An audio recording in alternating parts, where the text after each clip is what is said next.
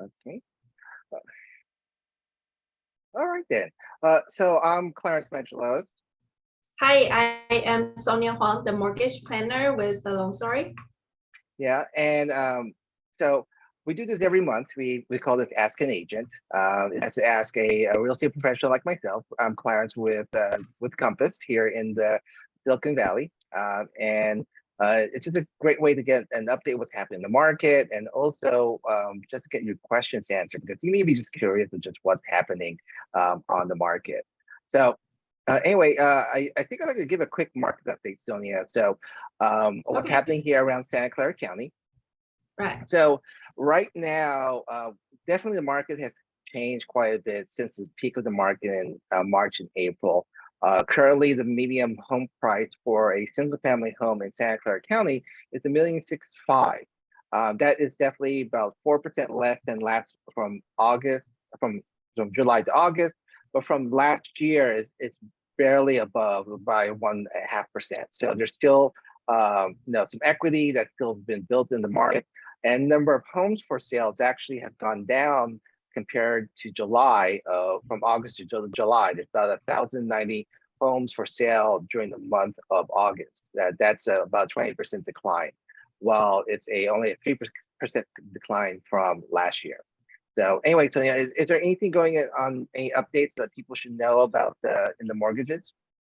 Yeah. So this year, many people are watching for GDP numbers because this year, the first 2 quarters, we have seen decrease in GDP, and many people are talking about recession.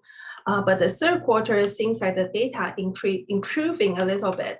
For example, this week, the jobless claim has been dropping less than expected numbers. So the mortgage rate is a little bit worse than due to the better economy data. So tomorrow is a big job report day. So hopefully we'll watch closely and hopefully the report will be in our favor. Okay. So during the webinar, we usually get questions from the audience, and it looks like we may have some questions. Yes. So you want to ask, you'd like to ask the first question? Yeah, I have collected some questions. So many people ask me what's being negotiated in the purchase contract. As a realtor, can you give us some perspective? Okay, that's a good question. So, of course, the most obvious is the price. We always negotiate the price in the contract, but there's other terms we try and negotiate on behalf of the buyer or the seller. Some of it's typical closing costs, who pays for what. There's definitely standards in certain areas, but they're negotiated. So if you don't necessarily have to follow the standard closing costs for a given area in terms of paying for the title insurance, escrows, and other fees. And also, what's also negotiated in terms of timelines. So in terms of how long of an escrow we can have, and also if there's any contingencies that we can be concerned about. So contingencies are things in the contract that really are benchmarks that certain parties have to perform. And typical contingencies we kind of put in the contracts, and they were able to negotiate these days, is property inspection, loan appraisal, disclosures. And if you have a home that you need to sell or while you're in contract, we try and negotiate having what's called a no a seller, a buyer sell the property first. And we also negotiate some concessions. Concessions pay the seller paying some of the closing costs and other such. And it can range from recurring and non-recurring closing costs. Wow, there are so many things to negotiate. So what about, I know there are some trends that the sellers offer some credit for buyers to buy down the rate. So maybe I can use this time to talk about the new, well, it's not new, but it's been popular recently about the seller credit for buyers to buy down the rate. So may I share the screen right now? Oh yeah, I mean that's something we're negotiating right now in terms of some of the buyers my office has worked with, trying to buy down the rate to make things more affordable for a buyer. So Yes. yeah, go ahead, share what you got. Okay. All right. So the terms, can you see? Yeah, The I can see it worksheet? now. Okay, perfect. All right, so the term that we use is called 2-1 buy down. So which means the seller can provide credit for buyers to buy down the rate. The first year, the buyers can buy down 2% of the rate. The second year, they can buy down 1%. So I have a worksheet here, which I enter loan amount 900,000, and I use the rate 5%. This is 30-year amortization. So with that, the payment supposedly should be $48.31. But because of seller giving credit to buy down the rate, so the first year will be 3%. The monthly payment will be reduced to $13,794.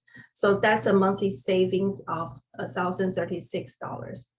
The second year, it will be 1% lower than actual rate, so that will be 4% with a monthly payment $42.96. Give buyers a monthly saving of $534. So here is a total of monthly savings. So this two numbers together is $18,859. So this is the credit the buyer can get, the seller can give to buyer to buy down the rate. The first year for 2% and second year for 1%. So maybe that will give some more, because I know I heard that from Clarence that maybe some buyers are withdrawn from the market. So maybe this is another tool for buyers to come back to the market. So I'll stop sharing right now. Yeah. All right, thanks, Celia. Hey, by the way, I have another question here. Sure. Do you expect rates to be going down anytime soon? So that's what all the homeowners are looking for. Me as well. However, the rate really goes by economy, the market news. So right now, as we can see, the rate has been a little bit up due to the better than expected economy data. So I would think for all the buyers out there, if you find a house that you like, definitely don't wait. If the rate do go down in the future, you can always refinance. So Okay. hopefully that helps.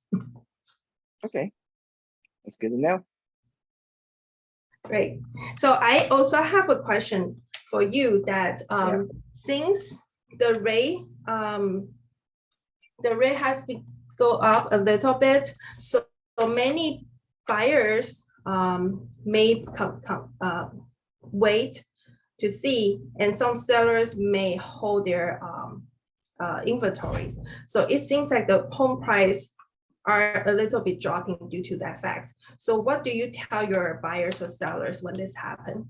Okay, that's a difficult topic to talk to, like a potential seller, a potential buyer.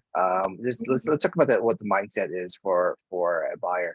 The buyer's kind of concerned, like they're overpaying when they see what the home values be in the next couple of months. And what the seller is concerned is that are they getting the most money possible? So I think for the sellers, you have to look at the context is when is this the most they can get in right now, or does this make sense financially to wait? Maybe not necessarily in the next couple of months, but maybe looking at the next couple of years, because it's no, right now everything is the signs are kind of showing a little bit more of a balanced market. No crazy pricing. We're losing a lot of energy from earlier in the year in terms of all the appreciation gain that happened during the first 3 to 4 months of the year. But you start comparing that to maybe a couple of months ago, or even when they first bought it, they made so much money. It's a question, if they wait a little bit longer with current trends, does it make sense for them to wait for a couple more years, not knowing how fast or hard the market will be turning? It will turn. It's just a question of how fast, and also you got to think about why you're selling too. Are they looking to buy something, move out to buy? So that you have to factor in is that, so if it's a little bit, you're going to lose slightly here, but you're probably in a better buying position somewhere else because of the increased inventory and a more like a buyer-friendly market. For the buyers out there, I think it's concerned, like they feel like on the short term, they're going to be paying more because we just don't know what's going to happen in the next couple of months. And but on the long term, if you look at it, it's still it's a long-term hold. If they're looking for the short, if you're looking to be able to sell it within 6 months, I think that's probably a bad strategy. It costs a lot of money to put the house in the market. It takes some time to put the house in the market. So you got to really think about, this is a place that you're willing to hold for maybe 5, maybe 10 years in order to get the amount of equity and gains that you're expecting. So as a homeowner, if it's a primary residence, yes, you get a chance to enjoy the home, and over time, you know, with the mortgage, you put some money that you're paying down the loan amount that you're borrowing, and you're getting some equity over time. While if you're an investor, you're hoping that the cash flow looks good, that that you're gaining equity and you get positive cash flow, and when the time's right, then that's when things look a lot better. So you got to start thinking about why you're buying in the first place, and and you got to think of this more than just, you know, a 2-year turnaround. You got to think it's more like, you know, buy, hold for 5-10 years, especially the difficulty of selling a home. It's not like selling stocks. Selling stocks, it can happen within minutes. Selling a home can take some time. That's right. So since you're talking about buying, I want to ask you my last question to tie to what you just said. Okay. So what's the advantage for buyers to look into in this market right now? Okay, yeah, that's good. I think one is that some buyers are scared off. They're scared off for 2 reasons. One is that they don't like uncertainty. Okay, so they're coming off the market because they're just not sure what's happening on the short term and not really thinking on the long term. Secondly, is that some buyers are getting priced out because of the mortgage. Rates are, as you know, the rates have been going up quite a bit this year, and some people are just at the cusp of certain price points in certain areas in the county or certain areas around the Bay Area, and then if you want to stay in this area, they have to pull out because they just can't afford it at the monthly payment. So you have less buyers coming out there. And secondly, in terms of homes are staying longer on the market. So the average days in market right now here, medium days in market in Santa Clara County is 22 days. That's over 100% increase from last year. So last year was around 11 days in the market. Compared to July, that's about, you know, a couple of days there. So those extra days gives you more time to think. There's some great homes out there. Sellers are kind of realizing that they've been thinking, in order to get the most money possible, they got to fix the house up. So a lot of these homes are in great shape, more so compared to where we had the last huge downturn, like a real downturn, like about 10 to 12 years ago, where a lot of homes were not in the same shape now compared to back then because of the number of distressed home sales. So you get better quality homes compared to 10 to 12 years ago. There's a chance to negotiate. So the listed price is not necessarily the price that it'll sell for. And for a while, we've been seeing home values increasing so drastically. The buyers were overbidding each other, and sellers are negotiating multiple offer situations. A lot of times these homes are sitting in the market for a while. There's a chance to negotiate the best price possible.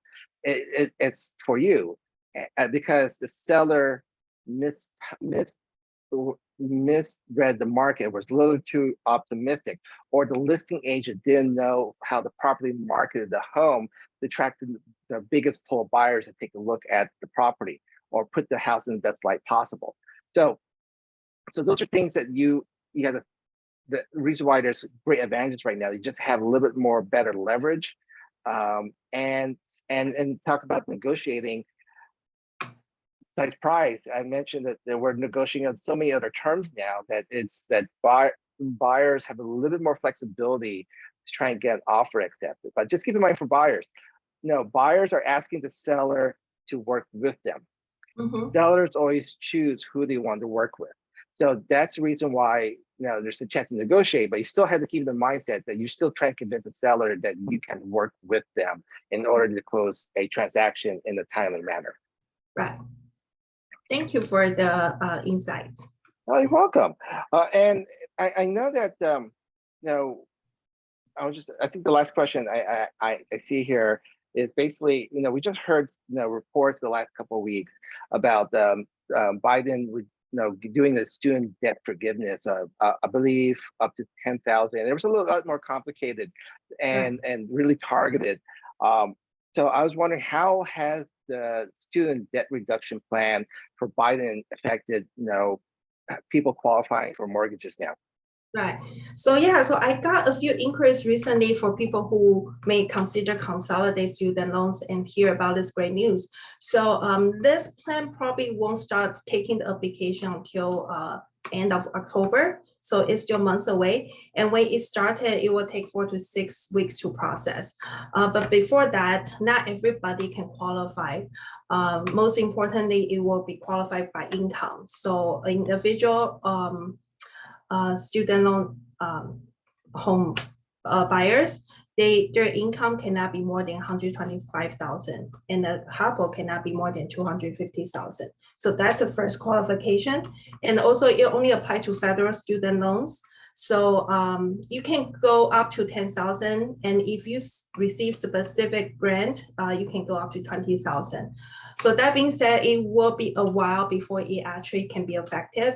So if you are still thinking to consolidate student loans, maybe you can take out that 10,000 you think may qualify and consolidate the other debts while waiting for this grant to happen. So thank you for the question. You're welcome. So, that's a lot of questions I have right now. And so, by the way, if this is the first time you joined us, we do this once a month at the first Thursday of every month at 6 p.m.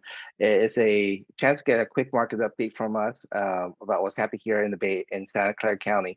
But also, it's a chance to have you ask us questions about what's happening in the market, about the home buying, home selling process. You may not be even ready to sit down with a real estate agent or with a mortgage officer, but this is a chance to get your questions answered. So when you do feel ready, you can sit down with either of us, and we'll go a little bit more detail about your situation.